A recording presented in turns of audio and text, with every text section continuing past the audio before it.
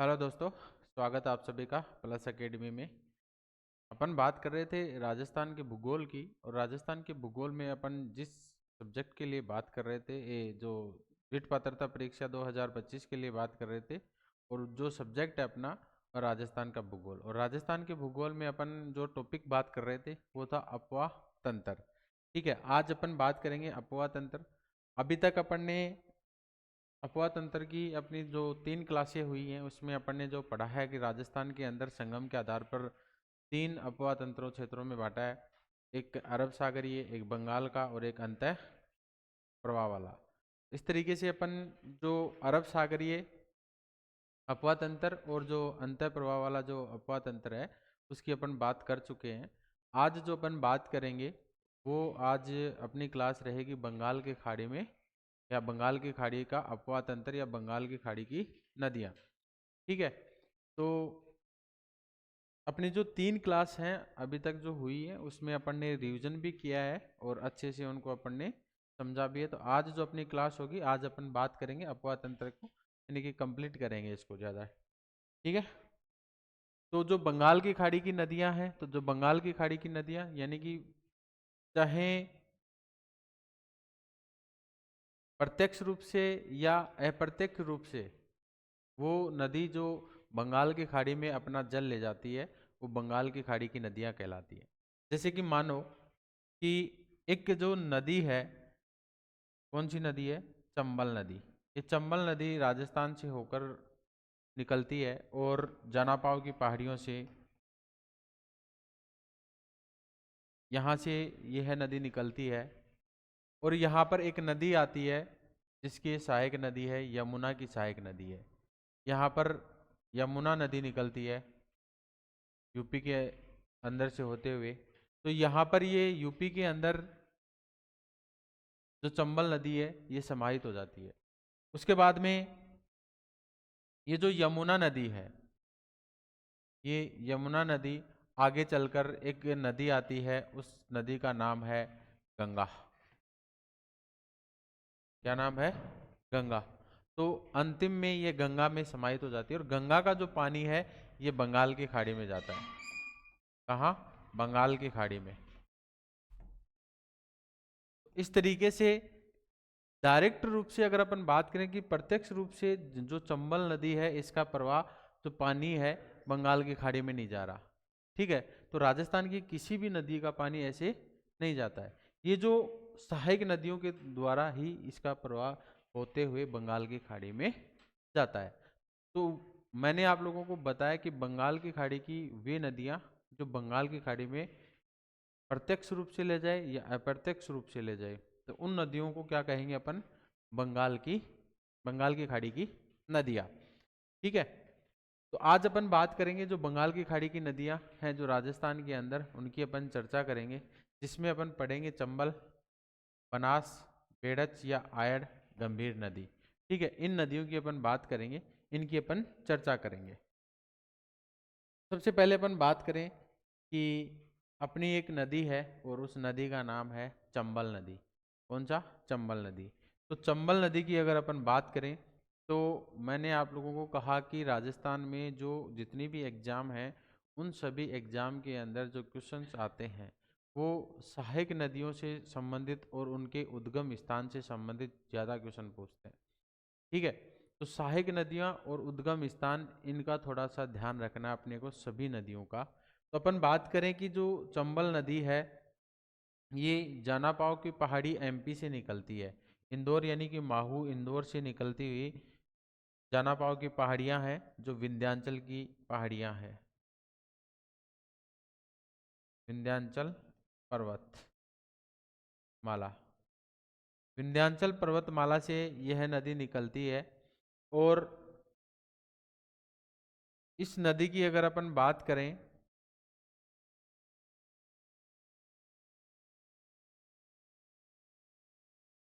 राजस्थान के अंदर ये प्रवेश करती है।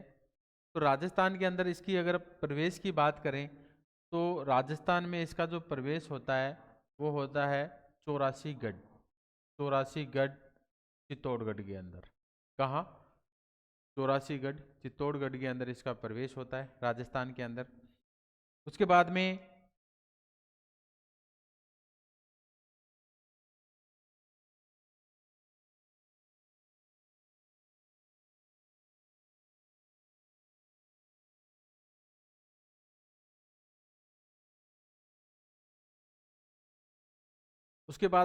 ये आगे प्रवाहित होते हुए राजस्थान में चित्तौड़गढ़ के बाद में ये प्रवेश करती है कोटा।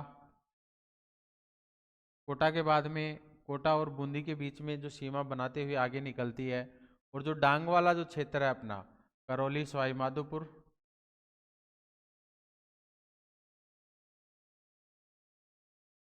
करौली और धौलपुर, यहाँ से आगे निकल जाती है कहाँ, मुरादगंज, जो इटावा के यूपी के अंदर आता है। और वहाँ जाकर जो एक नदी आती है, यमुना नदी। कौन सी नदी? यमुना नदी। तो उस यमुना नदी के अंदर क्या हो जाती है? समाप्त हो जाती है। यानी कि ये यमुना नदी की एक सहायक नदी है। कौन सी? चंबल नदी। तो इसका जो उद्गम स्थान है ये कहाँ से होता है? इसका जो उद्गम है ये जाना पाव की पहाड़ियाँ, या अपन कह सकते हैं माहू इंदौर के अंदर एमपी से इसका उद्गम होता है। जो विंध्याचल पर्वतमाला की जो पहाड़ियां हैं वहां से इसका उद्गम होता है, और राजस्थान के अंदर ये प्रवेश करती है। राजस्थान में ये 84गढ़ चित्तौड़गढ़ के अंदर प्रवेश करती है। यानी कि चित्तौड़गढ़ के भी दो भाग है, जो विखंडित भाग वाला जो क्षेत्र है, तो जो टूटा हुआ भाग है राउत भाटा वाला जो क्षेत्र, वहां उस क्षेत्र में प्रवेश करती है।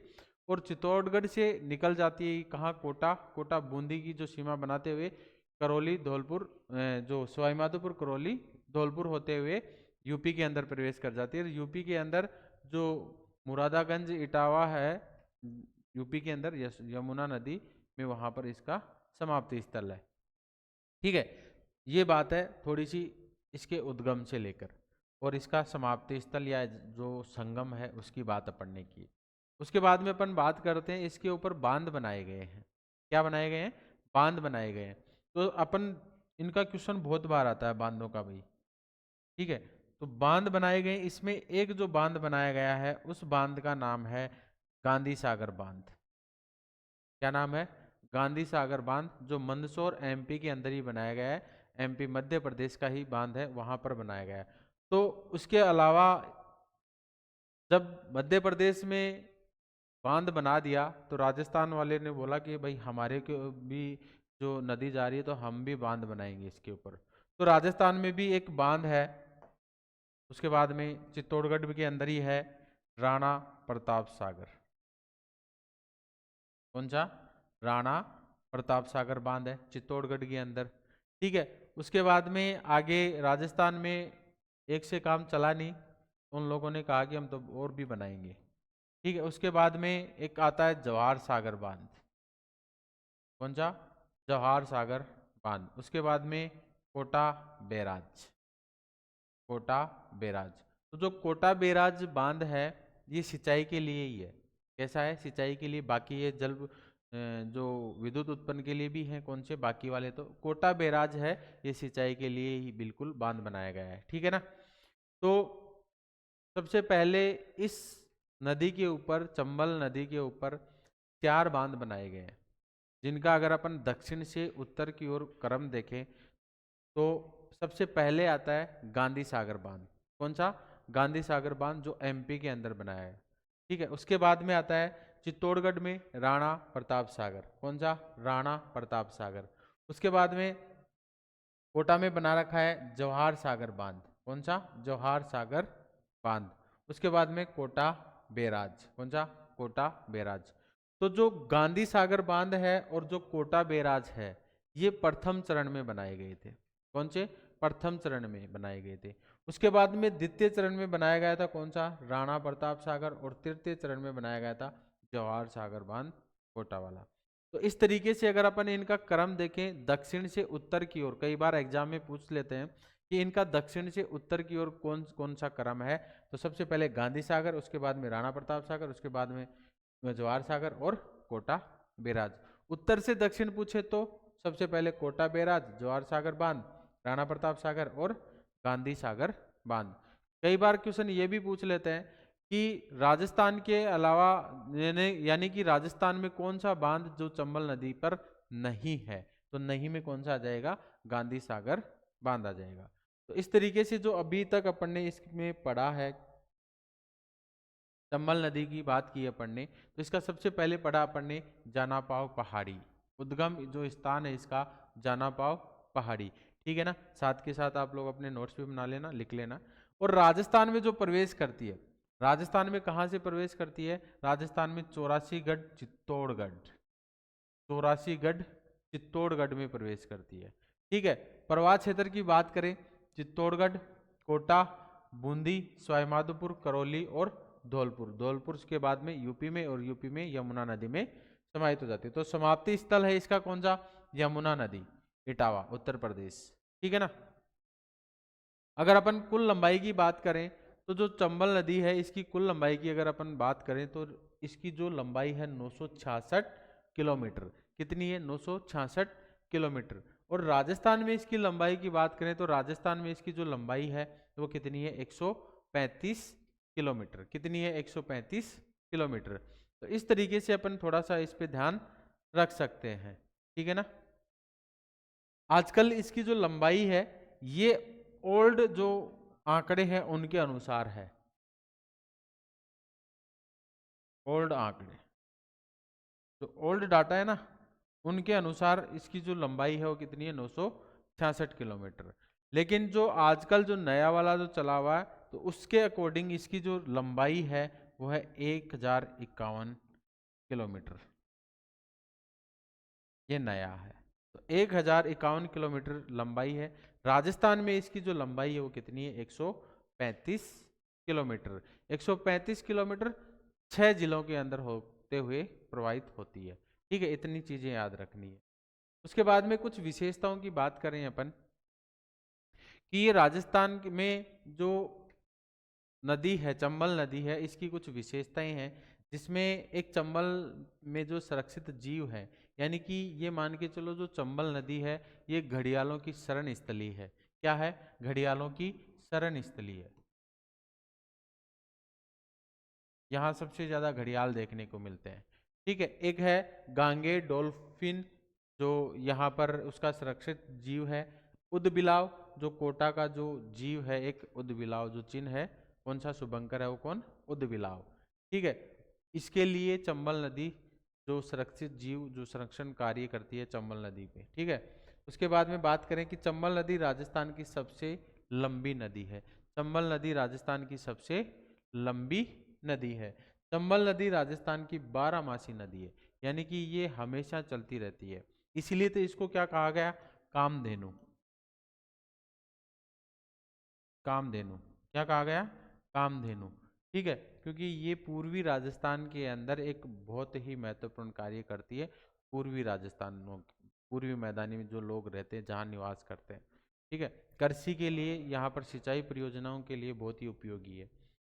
जैसे कि एक गाय होती है जो दूध कभी भी उसका निकाल सकते हैं, उसी तरीके से जो चंबल नदी है जो 12मासी नदी होती है, जिसमें लगातार जल बहता रहता है।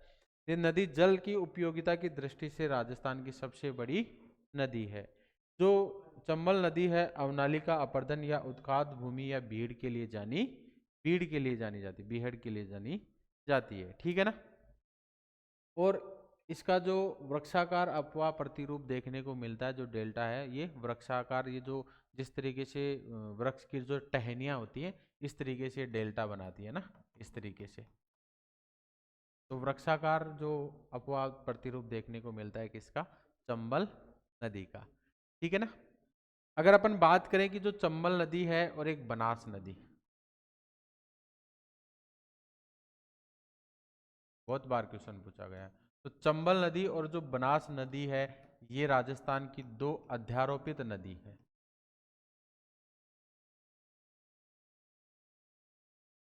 कैसी है, दो अध्यारोपित नदी है। बहुत बार क्वेश्चन पूछा जाता है, बहुत बार, कि अध्यारोपित राजस्थान की वह कौन सी नदी है जो अध्यारोपित है, ठीक है। कौन सी नदी है, चंबल और बनास, इसमें से कोई सा भी आंसर आप लोगों के पास में आ सकता है, ऑप्शन आ सकता है, ठीक है ना। अब बात करें कि अध्यारोपित नदी का अर्थ जो होता है, अध्यारोपित जो नदी का जो अर्थ होता है वो क्या होता है कि मान लो कि जो नदी है ये अपने आप में प्रवाहित हो रही है, और प्रवाहित हो रही है, ऊपर वाली जो चट्टानें आती हैं, पृथ्वी के ऊपर वाली जो चट्टानें सरफेस के ऊपर, वो है मान लो मुलायम। कैसी है? मुलायम। उसके बाद में जब इनका क्या कर देती है, कटाव कर देती है, इनका निक्षेपण कर देती हैं, उसके बाद में नीचे आ जाती हैं कठोर चट्टानें। तो ये जो नदी है अपना मार्ग चेंज नहीं करती है, अपना मार्ग नहीं चेंज करती है। ये जो कठोर वाली चट्टान है यहाँ से भी बहते हुए एक गोर्ज का निर्माण करती है, यहाँ से भी बहती रहती है। तो उसको उन नदियों को बोलते हैं अध्यारोपित नदी। तो इतनी सी चीज याद रखना इसके अंदर विशेषताओं के अंदर। सबसे पहले चंबल नदी की विशेषताएं, जो जिसका उद्गम है कहाँ से होता है, जानापाव की पहाड़ियाँ, विंध्याचल पर्वतमाला, एमपी से स्टार्ट होता है, ठीक है ना। और इसका जो संगम स्थान है वो यूपी में, जो समाप्ति स्थल है यूपी के अंदर, ठीक है। इतनी चीज याद रखनी है। उसके बाद में अपन बात करें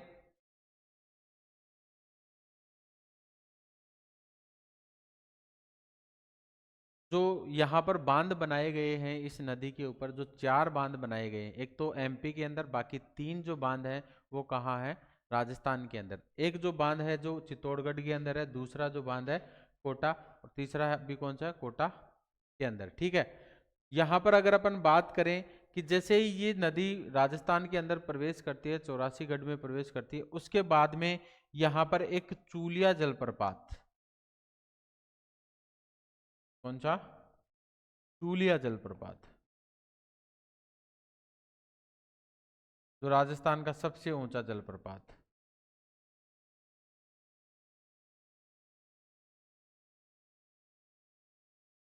चूलिया जलप्रपात बनाती है, यानी कि इसकी जो ऊंचाई है वो 18 मीटर। कितनी है? 18 मीटर। तो 18 मीटर जो चित्तौड़गढ़ के अंदर ही है, यहाँ पर एक जलप्रपात बनाती है, उसका नाम है चूलिया जलप्रपात, जो जिसकी ऊंचाई है 18 मीटर। राजस्थान का जो सबसे ऊंचा जलप्रपात है कौन सा? चूलिया जलप्रपात। तो ये चीज भी थोड़ा सा ध्यान रखना है कि राजस्थान के अंदर जो चंबल नदी है ये चूलिया जलप्रपात बनाती है, जिसकी जो ऊंचाई है वो कितनी है? 18 मीटर है। अगर अपन बात करें इसमें कुछ सहायक नदियों की, क्योंकि सहायक नदियों का क्वेश्चन है ये बहुत बार आता है, जो एग्जाम में हर बार कहीं ना कहीं पूछ ही लेते हैं, ठीक है ना। उसमें अगर अपन बात करें, एक नदी है, सबसे पहले उस नदी की बात करेंगे, और उस नदी का नाम है बनास नदी। क्या नाम है? बनास नदी। चंबल की सबसे लंबी नदी, चंबल की सबसे लंबी नदी है जो सहायक नदियों में है, वो कौन सी है? बनास नदी। कौन सी है? बनास नदी। ये जो बनास नदी है ये राजसमंद से निकलती है। कहाँ से? राजसमंद। आगे जो बात करेंगे अपन बनास नदी की बात करेंगे, ठीक है। तो जो सबसे लंबी जो चंबल की सहायक नदी है वो कौन सी है? बनास। कौन सी है? बनास। और अपन आगे बात करें कि एक नदी आती है कौन सी? चंबल। और एक नदी आती है बनास। और यहाँ पर एक नदी निकलती है, यहाँ से एक सहायक नदी और मिलती है, और उस नदी का नाम है,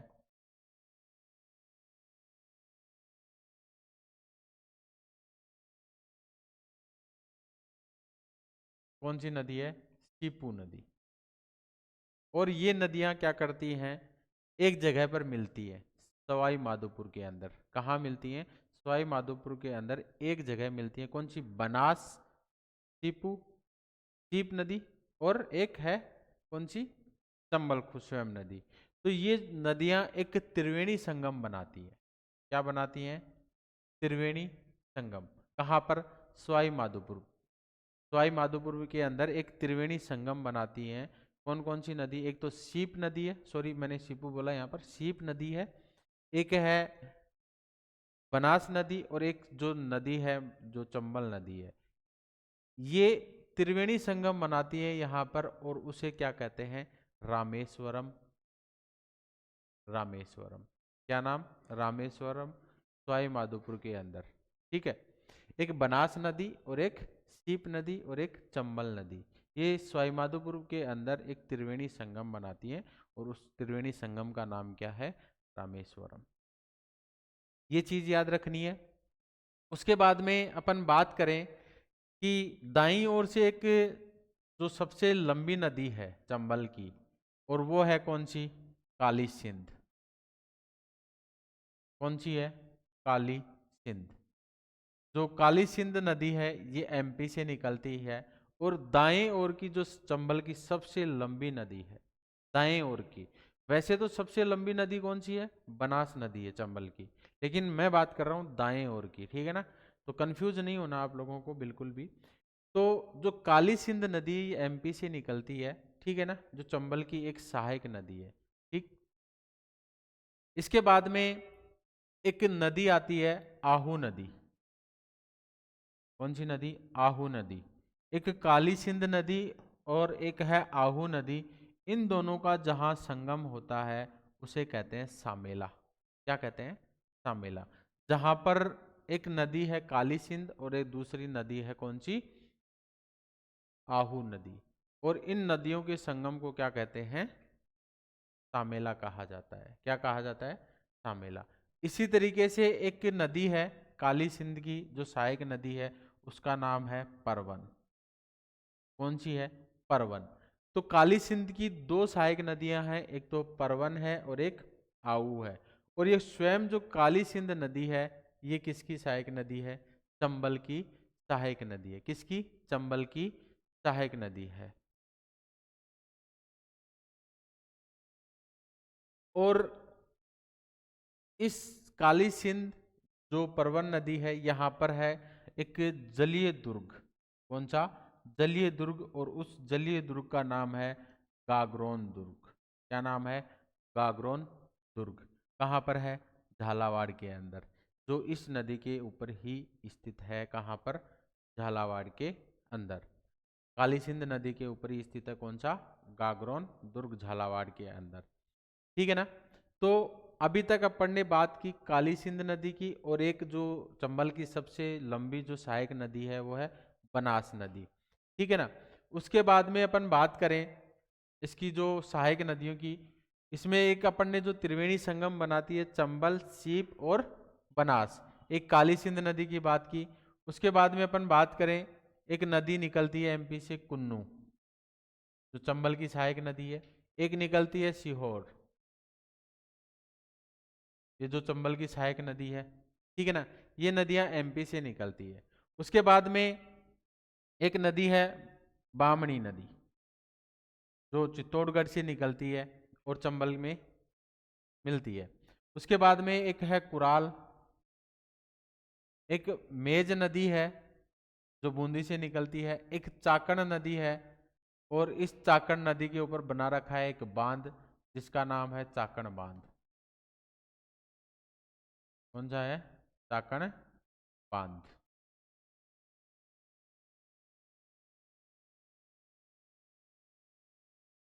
चाकण बांध, ठीक है।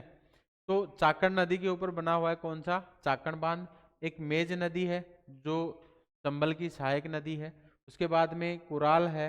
एक है जो बामणी नदी है, ठीक है ना। एक गुंजाल है जो एमपी से निकलकर कहाँ पर?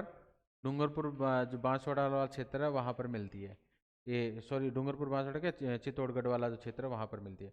उसके बाद में यहाँ से जो दाईं ओर से मिलने वाली एक नदी है काली सिंध नदी, ठीक है ना, एमपी से। जो काली सिंध की एक नदी सहायक नदी है कौन सी? परवन। और एक है आहू। काली सिंध और आहू जहां मिलते हैं वहां बनता है सामेला, ठीक है ना। और इस काली सिंध नदी के ऊपर है गागरोन दुर्ग, झालावाड़ के अंदर, ठीक है ना। तो इन नदियों के बारे में थोड़ा सा ध्यान रखना है आप लोगों को। जो चंबल की सहायक नदियां हैं इनके बारे में थोड़ा सा ध्यान रखना है। कई बार क्वेश्चन पूछा हुआ है चंबल की सहायक नदियों के बारे में, ठीक है ना। तो यहाँ पर अगर अपन बात करें कि चंबल नदी में अपने को क्या क्या चीज याद याद रखनी है, उसमें सबसे पहले तो इसका उद्गम कहाँ से होता है। इसका उद्गम कहाँ से होता है? तो इसका उद्गम होता है जाना पाव की पहाड़ियां एमपी से, ठीक है। उसके बाद में ये राजस्थान में कहाँ प्रवेश करती है, तो राजस्थान में चौरासीगढ़ चित्तौड़गढ़ में यह प्रवेश करती है। तो राजस्थान के जो 6 जिले हैं उसके अंदर ये प्रवाहित होती है। कौन कौन से जिले, चित्तौड़गढ़ है, उसके बाद में कोटा में प्रवेश करती है, कोटा बूंदी की सीमा बनाती हुई आगे निकल जाती है, सवाईमाधोपुर, करौली और धौलपुर, धौलपुर से आगे बाद में ये यूपी के अंदर चली जाती है। ठीक है ना। तो अपने को 6 जिले याद रखने हैं राजस्थान के। उसके बाद में अपन बात करें कि इसके ऊपर बांध बना रखा है, इस चंबल नदी के ऊपर 4 बांध बनाए हैं। तो एक जो बांध है वो तो है एमपी के अंदर, ठीक है, और जो 3 बांध है वो कहाँ बना रखे हैं, राजस्थान के अंदर। तो एक जो बांध है उस जो एमपी में बना रखा है उसका नाम है गांधी सागर, उसके बाद में राणा प्रताप सागर, उसके बाद में जवाहर सागर बांध, और एक है कोटा बैराज। जो कोटा बैराज है और जो गांधी सागर बांध है ये प्रथम चरण के अंदर बनाए गए थे। ठीक है, प्रथम चरण में 2 बांध बनाए गए थे, एक गांधी सागर और एक कोटा बैराज। इतनी सी चीज। इसके बाद में ये जो सहायक नदियां हैं उन नदियों की बात करनी है अपने को, जो सहायक नदियां हैं उनके बारे में थोड़ा सा ध्यान रखना है। जो चंबल की सबसे लंबी जो सहायक नदी है वो बनास है।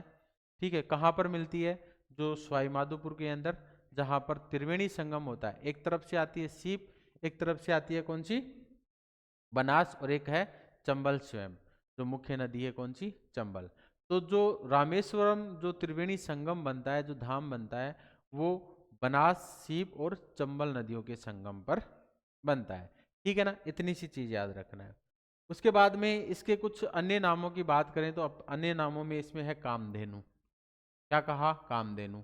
ठीक है, उसके बाद में चरणवती, हमेशा बहती रहती है तो नित्यवाई। ठीक है, बारामासी या बारमासा। ठीक है, त्रिवेणी संगम कहाँ बनता है, चंबल, बनास और सीप सवाईमाधोपुर में। इसको क्या कहा है, रामेश्वरम। क्या कहा है, रामेश्वरम। ठीक है ना। उसके बाद में जो बांध बनाए गए हैं उसमें मैंने आप लोगों को कहा कि गांधी सागर जो बांध है ये एमपी के अंदर बनाया है। कहाँ पर, एमपी में, मध्य प्रदेश में। जो इस नदी का सबसे बड़ा बांध है एमपी के अंदर। उसके बाद में राणा प्रताप सागर जो चित्तौड़गढ़ में बना रखा है। कहाँ है, चित्तौड़गढ़ में, जो द्वितीय चरण के अंदर बनाया था राणा प्रताप सागर। उसके बाद में जवाहर सागर बांध है, ये तृतीय चरण के अंदर बनाया था। ठीक है, जो प्रथम चरण में बनाया था कोटा बैराज, और एक है गांधी सागर। तो सबसे बड़ा बांध एमपी के अंदर है गांधी सागर।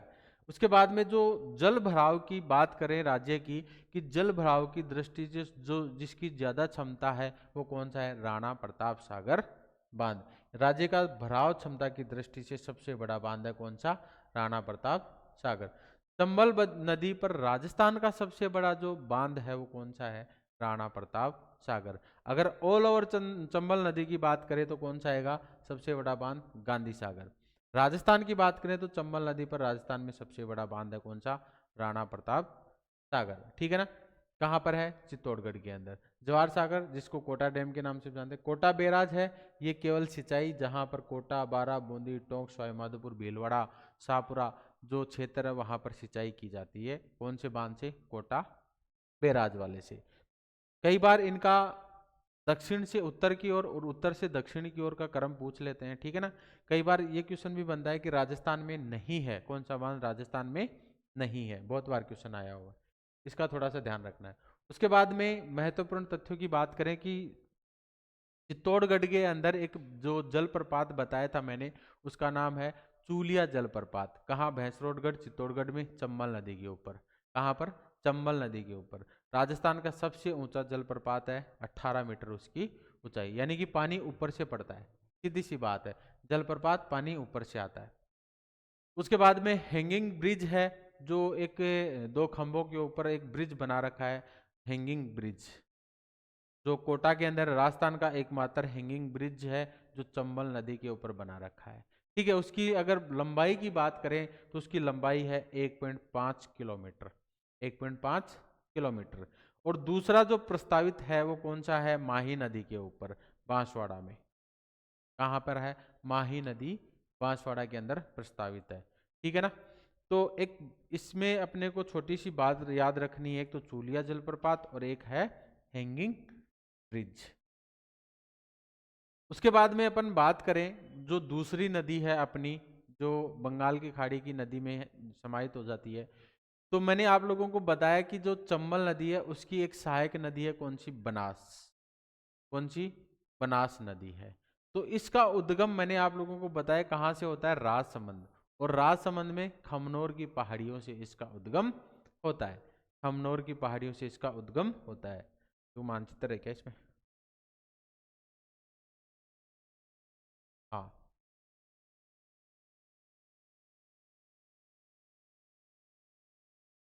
ठीक है। उद्गम इसका खमनोर की पहाड़ियां राजसमंद से इसका उद्गम होता है। अपवा क्षेत्र की अगर अपन बात करें तो राजसमंद, चित्तौड़गढ़, भीलवाड़ा, शाहपुरा, केकड़ी, टोंक, सवाई माधोपुर, यानी कि राजस्थान की सबसे, राजस्थान की, केवल राजस्थान की बात करें तो राजस्थान में जो लंबी नदी है वो कौन सी है, बनास नदी।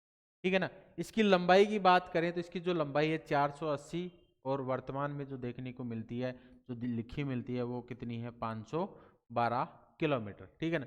इसकी जो समाप्ति स्थल है, मैंने कहा कि जहां पर रामेश्वरम बनता है सवाई माधोपुर के अंदर, सीप नदी, चंबल नदी और बनास नदी, तो इसका जो समाप्ति स्थल है रामेश्वरम। कहां पर, चंबल नदी, रामेश्वरम, सवाई माधोपुर के अंदर है। ठीक है ना। इसकी जो लंबाई है वो 512। उसके बाद में जो अपवा क्षेत्र है वो कौन सा, राजसमंद में, चित्तौड़गढ़, भीलवाड़ा, शाहपुरा, केकड़ी, टोंक, सवाई माधोपुर। पहले अजमेर में, लेकिन अजमेर से एक और बना दिया गया, केकड़ी। ठीक है ना। तो अब ये केकड़ी। उसके बाद में इसका जो उद्गम है खमनोर की पहाड़ी, राजसमंद से उसका उद्गम होता है। जो बनास नदी पूर्णतः राजस्थान में प्रवाहित होने वाली सबसे लंबी नदी है कौन सी, बनास नदी। बनास चंबल की सबसे लंबी सहायक नदी है, ये बात भी अपन ने कर ली है। ठीक है ना। उसके बाद में अपन बात करें कि इसके जो उपनाम है उनकी बात करें तो इसे वनों की आशा के नाम से, वर्णाशा, बहुत बार क्वेश्चन आता है, वर्णाशा यानी कि वनों की आशा। इस क्षेत्र में जो वन है वो बहुत ही ज्यादा देखने को मिलते हैं अपने को, और जो पेड़ पौधे वहां पर होते हैं जिससे पानी मिलता है, किससे, बनास नदी से। इसलिए वनों को आशा रहती है कि हाँ पानी, बनास हमारे को क्या देगी, पानी देगी। तो इसलिए इसे क्या कहा, वर्णाशा या वनों की आशा, या कह सकते हैं अपन वशिष्ठी। ठीक है। तो इसके जो उपनाम है वो क्या है, वर्णाशा, वनों की आशा और वशिष्ठी। उसके बाद में अपन बात करें इसकी जो सहायक नदियां हैं उनकी बात कर लेते हैं। ठीक है ना। तो ये खमनोर की पहाड़ियां, यहाँ से इसका उद्गम होता है। ठीक है। और ये नदी निकलती है आगे, और कहाँ पर चली जाती है, चंबल नदी में इसका संगम हो जाता है। चंबल नदी में जो रामेश्वर घाट है सवाई माधोपुर, वहाँ पर। ठीक है। वहाँ पर जो रामेश्वर के अंदर एक नदी और आती है, सीप नदी। कौन सी, सीप नदी। तो सीप नदी से इसका क्या हो जाता है, वहाँ पर संगम हो जाता है। उसके बाद में अपन बात करें कि खमनोर, खमनोर की जो पहाड़ियाँ हैं राजसमंद से इसका उद्गम होता है, और इसकी एक सहायक नदी है, और उस सहायक नदी का नाम है बेड़च। कौन सा, बेड़च।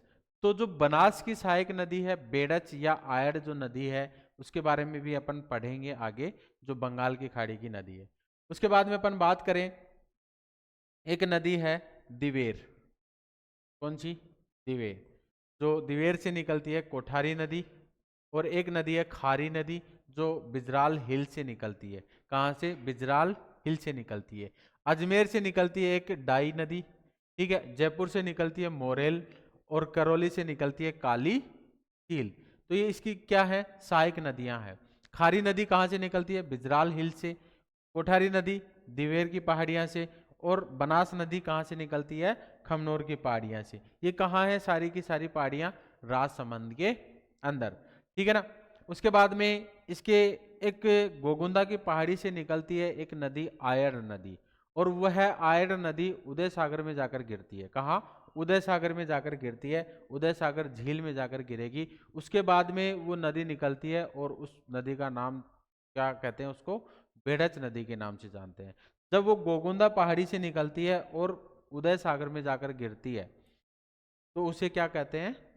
पहले तो बेड़च आयड़, उसके बाद में उसको उदय सागर में जैसे ही निकलती है तो उसको बेड़च के नाम से जानते हैं। उसके बाद में एक मेनाल नदी है जो भीलवाड़ा से निकलती है, ठीक है ना। तो इस तरीके से ये जो नदियां हैं ये बनास की सहायक नदियां हैं। यहाँ पर अगर अपन बात करें कि त्रिवेणी संगम बनते हैं इस बनास के ऊपर सबसे ज़्यादा, इस बनास के ऊपर सबसे ज़्यादा त्रिवेणी संगम बनते हैं, जिसमें अपन बात करें बिगोद, राजमहल, देवधाम और रामेश्वरम।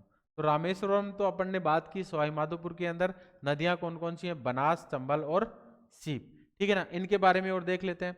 तो बिगोद है भीलवाड़ा के अंदर, जो नदियां हैं जिसमें बनास, बेड़च और मेनाल, बनास, बेड़च और मेनाल। तो ये वाला जो क्षेत्र है इसको बोलते हैं त्रिवेणी संगम। कौन कौन सी नदियां? एक नदी है बनास, उसके बाद में एक आयड़ नदी है, कौन सी? गोगुंदा की पहाड़ियों से निकलती है, जिसे अपन बेड़च के नाम से जानते हैं। और एक नदी है मेनाल नदी, जो भीलवाड़ा से निकलती है। और यहाँ पर बनता है एक त्रिवेणी संगम, और उस त्रिवेणी संगम का नाम है बिंगोद, ठीक है ना। तो पहला जो संगम है वो कौन सा है? बिंगोद। पहला एक अपन ने बात कर ही लिया, कौन से? रामेश्वरम की, ठीक है। यहाँ बनास नदी के ऊपर 4 त्रिवेणी संगम है। उसके बाद में आता है राजमहल, ठीक है। तो जो राजमहल है ये कौन कौन सी नदियों के संगम से बना है? तो एक नदी आती है जो बिजराल हिल से निकलकर, उसका नाम है खारी, और एक अजमेर से आती है डाई, खारी, डाई, और एक है बनास। यहां पर बनता है राजमहल का त्रिवेणी संगम टोंक के अंदर, ठीक है ना। उसके बाद में एक है देवधाम, जिसमें टोंक के अंदर ही है, बनास, माझी और बांडी नदी जहां पर मिलती है वहां पर है देवधाम। इस तरीके से बनास नदी के ऊपर 4 सर्वाधिक त्रिवेणी संगम है। एक कौन सा है? बिंगोद, एक है राजमहल, एक देवधाम और एक है रामेश्वरम, ठीक है। इनको थोड़ा सा ध्यान में रखना है भाई आप लोगों को। यहाँ पर मैंने आप लोगों को इसकी जो सहायक नदियां हैं बनास की, उन सहायक नदियों के बारे में भी बताया है, ठीक है। उसके बाद में अपन बात करें कि इस बनास नदी के ऊपर क्या है? इस बनास नदी के ऊपर बांध बनाए गए। क्या बनाए गए हैं? बांध परियोजनाएं हैं जो यहाँ पर बांध बनाए गए हैं। सबसे पहले जो राजसमंद से जो खमनोर की पहाड़ियां हैं वहां से तो ये नदी निकलती है। उसके बाद में नंदसमंद जो राजसमंद में है एक बांध बनाया गया है राजसमंद के अंदर। उसके बाद में है मातरकुंडिया बांध। कौन सा? मातरकुंडिया बांध, जिसमें 52 गेट हैं, चित्तौड़गढ़ के अंदर बनाया गया है। कहाँ पर? चित्तौड़गढ़ के अंदर बनाया गया है। कौन सा? मातरकुंडिया। उसके बाद में एक जो बांध है टोंक के अंदर, बिशलपुर बांध। कौन सा? बिशलपुर बांध। ये बनास नदी के ऊपर ही है। कहाँ पर? टोंक। कहाँ पर है? टोंक के अंदर। ये राजस्थान का सबसे बड़ा कंक्रीट बांध,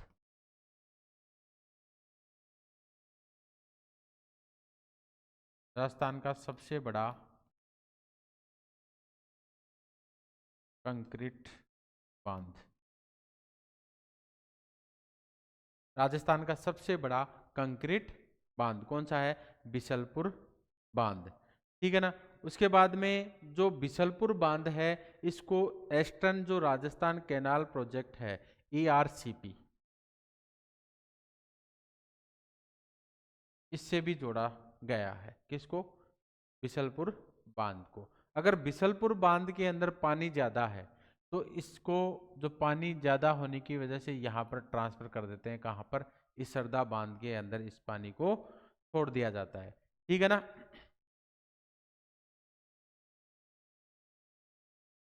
तो इस तरीके से जो बनास नदी के ऊपर बनाया गया है टोंक के अंदर बिशलपुर बांध, जो राजस्थान का सबसे बड़ा कंक्रीट बांध है, जो ईस्टर्न जो कैनाल प्रोजेक्ट है राजस्थान का, वहाँ इसके अंदर इसके साथ में जोड़ा गया है।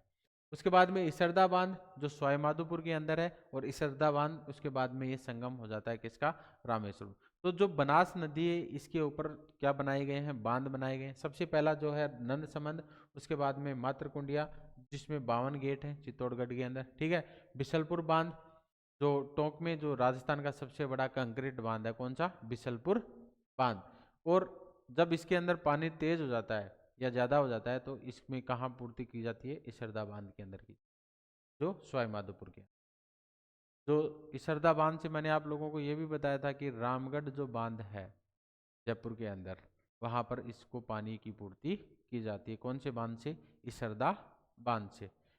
तो ये थे बनास नदी के बारे में थोड़ा सा, ठीक है ना। तो जो उद्गम है खमनोर की पहाड़ियों से होता है, इसका जो प्रवाह क्षेत्र है इन इन जिलों में देखने को मिलता है। इसकी जो लंबाई है 512, ठीक है। समाप्ति स्थल चंबल नदी रामेश्वरम में।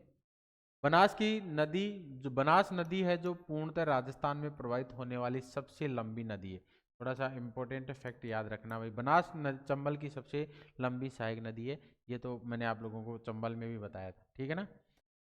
उसके बाद में अपन बात करते हैं इसकी, जो बनास नदी की एक सहायक नदी है बेड़च नदी, कौन सी, बेड़च नदी। तो बेड़च नदी का जो उद्गम है ये कहाँ से होता है, गोगुंदा की पहाड़ियां उदयपुर से, गोगुंदा की पहाड़ियां उदयपुर से होता है। और ये उदयपुर के अंदर जो इसका जो प्रवाह क्षेत्र की बात करें तो इसका जो प्रवाह क्षेत्र उदयपुर, चित्तौड़गढ़ और भीलवाड़ा के अंदर, ठीक है ना। इसका जो संगम है बनास, जो बिंगोद जो बना रखा है त्रिवेणी संगम, वहां पर इसका समाप्ति स्थल है। जो सहायक नदियां हैं, सहायक नदियों की में अगर बात करें तो गंभीरी और ओराई, ठीक है ना। इसमें से इतनी सी चीजें याद रखनी है। उसके बाद में देखें अपन थोड़ा सा आगे, तो यहां से निकलती है खमनोर की पहाड़ियों से कौन सी, बनास।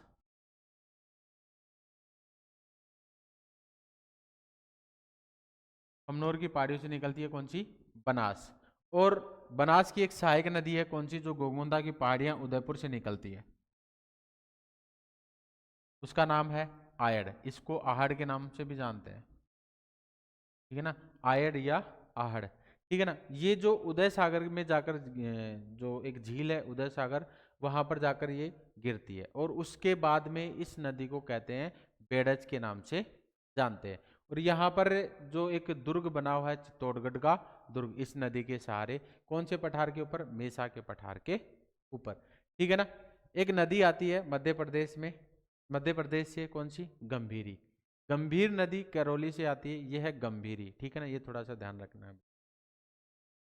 थोड़ी सी इसकी विशेषताओं के बारे में देख लेते हैं अपन कि बेड़च नदी का जो प्रारंभिक नाम है ये आयड़ नदी है, जो उदय सागर झील उदयपुर में गिरने के बाद में इसे बेड़च नदी के नाम से जानते हैं। बेड़च नदी किनारे पर उदयपुर में आहार सभ्यता, बेड़च नदी यानी कि उदयपुर में एक आहार सभ्यता है, जिसे ताम्र नगरी या चित्तौड़गढ़ में नगरी के नाम सभ्यता की खोज की थी, ठीक है ना। बेड़ज तथा गंभीरी नदियों के संगम या किनारे पर मेसा के पठार पर चित्तौड़गढ़ दुर्ग स्थित है। एक नदी आती है कौन सी, बेड़च और गंभीरी नदियों के संगम पर, कौन सा, चित्तौड़गढ़ का दुर्ग। तो ये याद रख लेना कौन कौन सी नदियों के बीच में चित्तौड़गढ़ दुर्ग है। तो कौन सी नदियां, गंभीरी और बेड़च या आयड़, ये याद रखना, बहुत बार क्वेश्चन पूछा गया है, ठीक है ना, चित्तौड़गढ़ दुर्ग के बारे में। वहां पर मेसा का पठार है, मेसा के पठार के ऊपर है कौन सा, चित्तौड़गढ़ का दुर्ग। तो इतनी सी चीज याद रखना है इसके अंदर, इसका उद्गम ये कहां पर, बिंगोद के अंदर इसका संगम स्थल है। जो बनास नदी की जो सहायक नदी है कौन सी, बेड़च या आयड़ नदी, ठीक है ना। उसके बाद में अपन बात करते हैं गंभीर नदी की, इसको ऊंटगन जो नदी है ये भी कहते हैं। सपोटरा तहसील करौली से ये निकलती है, ठीक है ना। इसका जो अपर जो प्रवाह क्षेत्र की अगर अपन बात करें तो करौली, गंगापुर सिटी, भरतपुर के अंदर, ठीक है। ये जो नदी है ये कहाँ पर, यमुना में, जो उत्तर प्रदेश की यूपी के अंदर मैनपुरी है, वहाँ पर संगम हो जाता है। इसकी लंबाई की अगर बात करें तो 288 किलोमीटर है। कुछ सहायक नदियों की बात करें जिसमें अता, माची, भद्रावती, भैंसावत और बरखेड़ा नदी इसकी सहायक नदी है, ठीक है। सपोटरा गांव से जो करौली से निकलती है, इसके ऊपर बनाया है वो कौन सा बांध, पांचना बांध। जो पांचना बांध भरतपुर के अंदर कौन सा बांध है, अजान बांध इसको जल आपूर्ति करता है। ठीक है, जब अजान बांध में जल की कमी होती है तब जलापूर्ति पांचना बांध से की जाती है। ठीक है, या अपन कह सकते हैं गंभीर नदी। कौन सी नदी? गंभीर नदी। तो किस नदी के ऊपर बना हुआ है? कौन सा? पांचना बांध गंभीर नदी के ऊपर, करौली के अंदर। ठीक है ना, जो अजान बांध तक पानी पहुंचाता है। उसके बाद में ये गंगापुर सिटी और भरतपुर, उसके बाद में यूपी में इसका संगम स्थान है। ये पांचना जो बांध है ये मिट्टी का बांध है और ये किसके सहयोग से बनाया हुआ है? यूएसए के सहयोग से बनाया हुआ है। इतनी सी चीज याद रखना है इसके अंदर। कुछ अन्य फैक्ट की बात करें जो नदियों से संबंधित है तो थोड़ा सा देख लेते हैं इनके बारे में भी। बिना जो नदी वाले जिले हैं जिसमें बीकानेर और चूरू आते हैं, बीकानेर और चूरू। संभाग की बात करें तो संभाग है कौन सा? बीकानेर। ठीक है ना, पहले जिलों के अनुसार ही बात कर रहे हैं अपन यहाँ पर, क्योंकि अब तो अगर संभाग की बात करेंगे तो संभाग तो चूरू आ गया। चूरू किस में आ गया? सीकर के अंदर आ गया। तो सीकर में तो नदी है ऑलरेडी, लेकिन पहले अगर बात करें जो पुराने जिले हैं उनके अनुसार अगर अपन बात करें तो संभाग आएगा बीकानेर। ठीक है, या अपन कह सकते हैं यहाँ से नदी निकलती जरूर है बिल्कुल, जैसे लूनी नदी है तो लूनी नदी का जो प्रवाह क्षेत्र है ये बालोतरा से होते हुए निकलती है। ठीक है ना, बालोतरा से पहले मीठी होती है, बालोतरा के बाद में ये खारी हो जाती है। और चूरू में की अगर अपन बात करें तो चूरू का जो क्षेत्र है जिसमें कांतली नदी का प्रवाह क्षेत्र देखते हैं। इसका कांतली नदी, यानी कि जो समाप्ति स्थल है कांतली नदी का, ये चूरू के अंदर ही देखने को मिलता है। ठीक है, तो अपन कह सकते हैं कि न्यूनतम नदी वाला या बिना नदी वाला। ठीक है ना, इस चीजों को थोड़ा सा ध्यान में रखना है। सर्वाधिक नदियों वाला जो जिला है वो कौन सा है? चित्तौड़गढ़। सर्वाधिक नदियों वाला जो संभाग है वो कौन सा? कोटा। ठीक है, चारों ओर से नदियों से घिरे जिले कौन कौन से हैं? कोटा व बांसवाड़ा। एकमात्र जो बारहमासी नदी है वो कौन सी है? चंबल। अध्यारोपित नदी कौन सी है? चंबल और बनास। उसके बाद में राजस्थान की जो लंबी नदियां हैं उनकी बात करें तो उत्तरी राजस्थान की सबसे लंबी नदी कौन सी है? घग्गर। कौन सी है? घग्गर। पूर्वी राजस्थान, राजस्थान की सबसे लंबी नदी कौन सी है? चंबल नदी। पश्चिमी राजस्थान या मरुस्थल में सबसे लंबी नदी कौन सी है? लूनी नदी। ठीक है ना, राजस्थान की और राजस्थान में अगर अपन बात करें राजस्थान में अंतः प्रवाह वाली सबसे लंबी नदी तो कौन सी? कांतली नदी 100 किलोमीटर। और राजस्थान की अंतः प्रवाह वाली नदी कौन सी है? घग्गर नदी। ठीक है ना, दक्षिणी राजस्थान आदिवासी क्षेत्र की सबसे लंबी नदी कौन सी है? माही नदी। ठीक है, केवल पूर्णतः राजस्थान में सबसे लंबी नदी है बनास। कौन सी है? बनास।